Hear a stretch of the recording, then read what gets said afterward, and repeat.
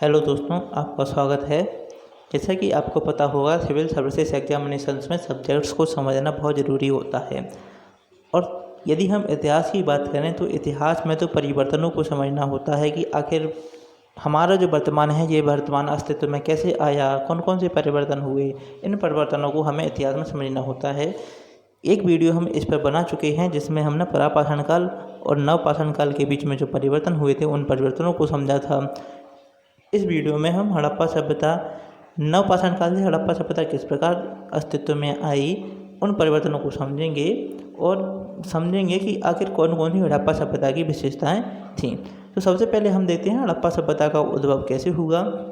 यह एक सोचने वाली बात है कि एक हड़प्पा सभ्यता एक नगरीय अवस्था थी, और जो नगरीय सभ्यताएं हैं या फिर नगर हैं, इन नगरों के विकास के लिए ज़रूरी है कि कुछ ऐसे गांव हों जो इतना उत्पादन कर सकें कि नगरों में जो लोग रहते हैं उन लोगों के रहने के लिए भोजन जैसे आवश्यकताएं, मूलभूत आवश्यकताएं जिनको हम कहते हैं, वो पूरी कर सकें।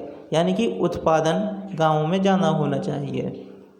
तो विद्वानों का मानना है कि जिस क्षेत्र में वर्तमान में हड़प्पा सभ्यता, यानी हम इस चैप्टर में समझ चुके हैं हड़प्पा सभ्यता वाले चैप्टर में कि इसका विस्तार कहाँ था, तो इस पश्चिमोत्तर वाले क्षेत्र में कहीं ग्रामीण बस्तियाँ रही होंगी।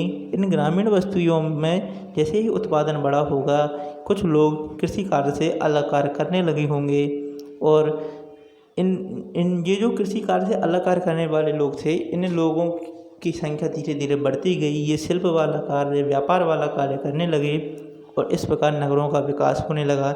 नगर मतलब एक ऐसे क्षेत्र जहाँ पर हम उद्योगों से संबंधित, मतलब जहाँ पर उद्योग हों, जहाँ पर व्यापार की गतिविधियाँ होती हों, ऐसे क्षेत्र जो हैं हम नगरों के रूप में देखते हैं।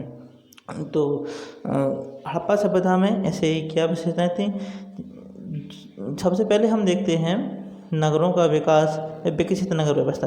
हम हड़प्पा सभ्यता की विशेषताओं में ये एक पहली विशेषता है, और ये इसे नवपाषाण काल से अलग भी करती है, क्योंकि नवपाषाण काल में गांव थे, लेकिन हड़प्पा सभ्यता में गांवों के साथ साथ नगर भी थे। जैसे हड़प्पा है, मोहनजोदड़ो, चन्हूदड़ो, लोथल, ठीक है, कालीबंगा, ये हड़प्पा सभ्यता के मुख्य नगर थे। धौलावीरा हैं, तो ये हड़प्पा सभ्यता के मुख्य नगर थे। इन नगरों के लिए गाँव का होना ज़रूरी है, जो कि हम समझ चुके हैं। दूसरी बात, यदि हम इनकी नगर नियोजन व्यवस्था देखें तो ये नगर नियोजन व्यवस्था बहुत अद्भुत थी। यदि ये जो नगर नियोजन व्यवस्था है, इसको हम हड़प्पा सभ्यता की विशेषता के रूप में देते हैं कि जो नगर नियोजन व्यवस्था थी वह बहुत अद्भुत थी, बहुत व्यवस्थित थी। यहाँ पर हम 1 या 2 मंजिला भवन देखते हैं, नाले, एक व्यवस्थित हम इसमें नाले देखते हैं, ठीक है, समकोण पर काटती हुई सड़कें देखते हैं।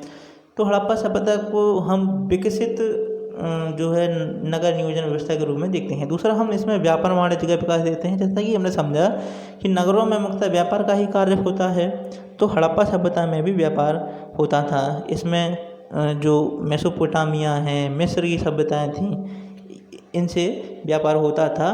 और लोथल, जिसे एक बंदरगाह नगर के रूप में भी देखा जाता है, मतलब क्यों देखा जाता है, क्योंकि वहाँ पर एक हमें एक बंदरगाह या मिला है जिसको हमने चैप्टर में देखा है, ठीक है। इसके साथ साथ हम देखते हैं एक और विशेषता, अस्त्र शस्त्रों का अभाव। जैसे कि जब हम पाषाण काल की बात करते हैं तो पाषाण काल में हमें लोहे के उपकरण, पत्थर के उपकरण मिलते हैं, पत्थर के ही हथियार मिलते हैं। लेकिन जैसे ही हम हड़प्पा सभ्यता की बात करते हैं तो हम यहाँ पर देते हैं कि हमें यहाँ पर औजार तो मिलते हैं जो कि शिल्प कार्य के लिए ज़रूरत होती है हमें उनकी, लेकिन हमें यहाँ पर हथियार नहीं मिलते हैं। तो हथियारों का अभाव एक बड़ी बात है, क्योंकि ये बताता है कि यहाँ पर योद्धा वर्ग नहीं था। लेकिन हड़प्पा सभ्यता इतनी बड़ी सभ्यता थी, इतनी बड़ी सभ्यता, वो भी काफ़ी लंबे समय तक चलती रही। तो इसके लिए ज़रूरी है कि कोई एक केंद्रीय शासन तो रहा होगा, इसलिए यहाँ पर इतने विस्तृत क्षेत्र में नगर विकसित हो सके।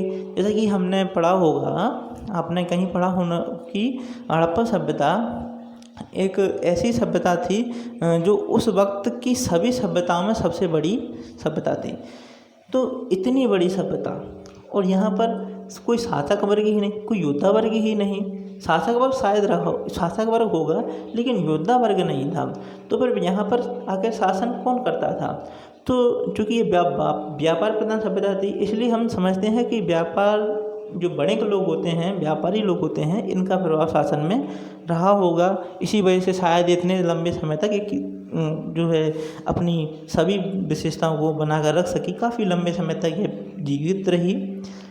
इसके साथ हम देते हैं लिपि का विकास, कि हड़प्पा सभ्यता के लोगों ने अपनी लिपि का विकास कर लिया था।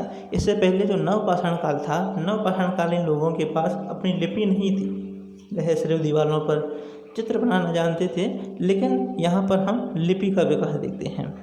इसके साथ हम अगली विशेषता में देखते हैं कि समाज में कुछ नए शिल्प उभर कर आए थे, जैसे कि कसेरे, यानी जो कांसे का कार्य करते हैं। हड़प्पा सभ्यता एक कांस्य, मतलब पूरी दुनिया में एक कांस्य काल था, जिसमें चीन में एक सभ्यता थी, पीली नदी किनारे पर बसी थी, जो ठीक है दजला और फरात नदियों के बीच में मेसोपोटामिया थी।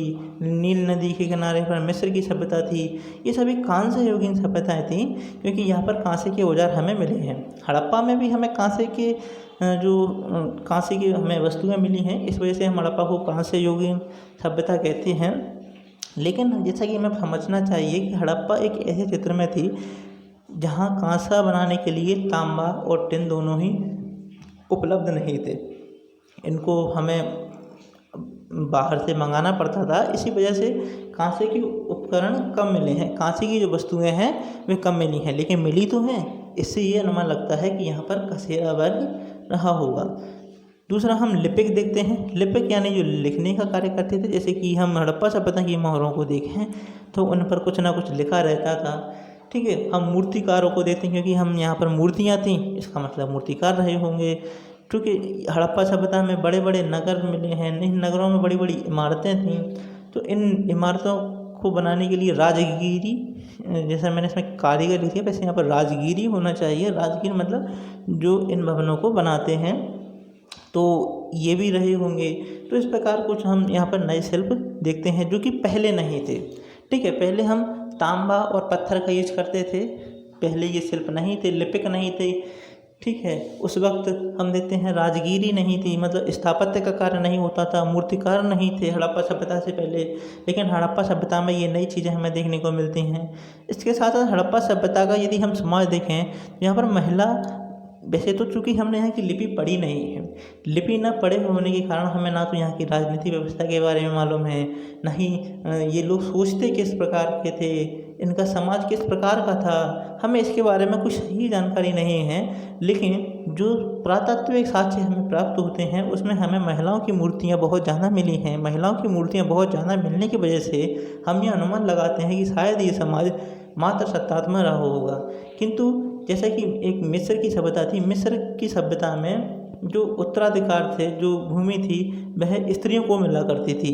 क्या वो भूमि हड़प्पा सभ्यता में भी स्त्रियों को मिला करती थी? इसके बारे में साक्ष्य नहीं है, क्योंकि हम यहाँ की लिपि नहीं पढ़ पाए हैं। लेकिन ये निश्चित है कि ये मतलब ये शायद संभावना लगाते हैं कि ये समाज मात्र सत्तात्मक रहा होगा। ठीक है, इसके साथ हम सातवीं देखें, सातवीं विशेषता और सातवां अंतर भी देखते हैं कि ये मतलब विशेषता के रूप में देखें तो ये विश्व की सबसे बड़ी सभ्यता थी। और यहाँ पर मंदिर के साक्ष्य नहीं हैं, मंदिर के साक्ष्य नहीं हैं, तो फिर यहाँ पर पुरोहित वर्ग का प्रभाव कम ही हम समझते हैं। हालांकि हमें यहाँ पर प्रकृति पूजा के साक्ष्य तो प्राप्त होते हैं, जैसे कि हमें जल पूजा, जैसे मोहनजोदड़ो में बड़ा स्नानागार मिला है, से हम जल पूजा के साक्ष्य देखते हैं। ठीक है, हमें लोथल कालीबंगा में अग्निकुंड मिले हैं, मतलब हम अग्नि पूजा के साक्ष्य देखते हैं। इसका मतलब यहाँ पर पूजा तो होती थी, लेकिन पुरोहित वर्ग का इतना प्रभाव नहीं था। तो इसी वजह से हम समझते हैं कि ये आखिर ये कैसी सभ्यता थी, यहाँ पर ना तो शासक वर्ग, मतलब ना तो यहाँ पर योद्धा वर्ग है, ना यहाँ पर पुरोहित वर्ग का इतना प्रभाव है। तो ये सभ्यता इतने समय तक कैसे जीवित रही? शायद ये सभ्यता अपने बड़े वर्ग यानी जो व्यापारी लोग थे, इन्हीं की वजह से इतनी समय तक जीवित रही थी। और जब ये व्यापार का विनाश होने लगा था, व्यापार वाणिज्य का पतन होने लगा, तो शायद ये हड़प्पा सभ्यता भी अपनी पतन की ओर आगे बढ़ गई होगी। तो दोस्तों, यदि आपको ये वीडियो अच्छा लगा होगा तो इस वीडियो को लाइक और करना और इसे हमारे चैनल को सब्सक्राइब करना। धन्यवाद।